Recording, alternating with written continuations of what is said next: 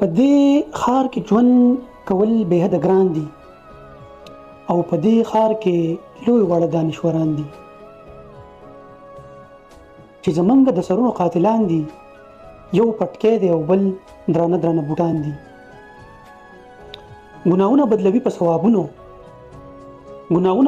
په ثوابونو او د دې ښار فاقیهان څومره مکاران دي چې د خپل کورکي واک ورسره نه و هغه خلک اوس زمونږ واکداران دي.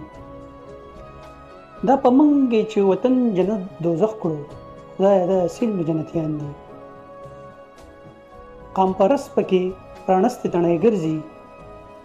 قام پرست پکې پرانستې تڼۍ ګرځي او قام دشمن پکې له جبې اویزان دي. او د لاهور هرامنډي د مسلمانه پېښور کې جماعتونه کافران دي. او دا چې ځان ته د دې باغ مالیاران وایي دا تورمخې د ګلونو قاتلان دي.